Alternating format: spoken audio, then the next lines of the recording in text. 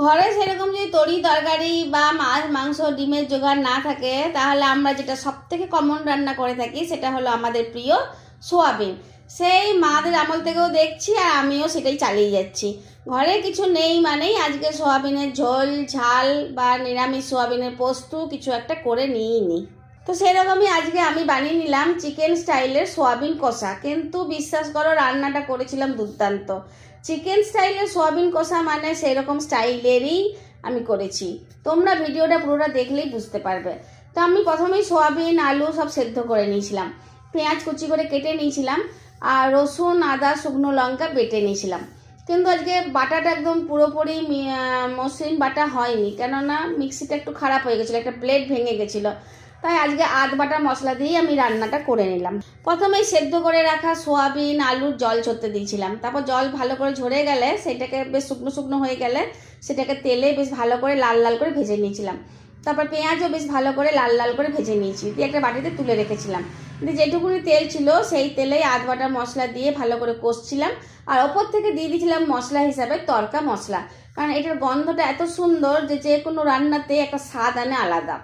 তার সাথে দিয়ে দিয়েছিলাম একটু মাখন। তারপর বেশ ভালো করে কষা হলেই টক দই, তার সাথে পরিমাণ মতো নুন চিনি হলুদ দিয়ে বেশ ভালো করে মশলাটা কষিয়ে নিয়েছিলাম। তারপর কষানো হয়ে শেষ হয়ে গেলে ওপর থেকে ভেজে রাখা সোয়াবিন আলু পেঁয়াজের বেরেস্তা সব দিয়ে বেশ ভালো করে নেড়ে চেড়ে এই 10-15 মিনিটের জন্য রেখে দিয়েছিলাম সিম আছে।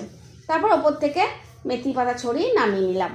সত্যি বিশ্বাস করে এত সুন্দর খেতে হয়েছিল যে বলার নয়, দুর্দান্ত খেতে হয়েছিল। গরম ভাতে তো খুবই সুন্দর লাগলো। শুধু গরম ভাত না, তোমরা চাইলে এটা রুটি পরোটার সাথেও খেতে পারো। একদম হোটেল স্টাইলেরই খেতে হয়েছিল। আর চিকেনটাই ছিল না, চিকেনের মতন স্বাদও তো নিশ্চয়ই সোয়াবিনকে দিয়ে লাগবে না, কিন্তু বিশ্বাস করো সোয়াবিনটা খেতে চিকেনের মতনই লাগছিল। কি গো নতুন দি এই অসময়ে? আরে আমি তো যাচ্ছিলাম বাজার করতে। এই 2 দিন পরে ঘরে ঢুকে দেখছি যে ঘরে একটুও বাজার সবজি পত্র কিচ্ছু নেই। তাই ভাবছিলাম একটু চাল আলু কিনে নিয়ে এসে আজকে ভাতে ভাত করে খেয়ে নেবো। কিন্তু এত সুন্দর রান্না করেছিস, কি রান্না করেছিস রে? এত সুন্দর গন্ধ বেরিয়েছে যে আমি বাজারে না গিয়ে সোজা তোর ঘর এলাম।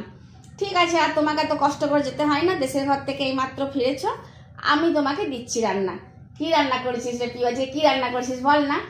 আজকে রান্না করেছি চিকেন স্টাইলের সোয়াবিন কষা। যাও ভাতের সাথে খেয়ে দেখো কেমন লাগে। সত্যি চিকেনের মতন করে করেছিস? দে দে তাহলে যাই খেয়ে দেখি গা। বাবানের বাবা, বাবান বেশ ভালোই খুশি হবে তোর রান্না পেয়ে।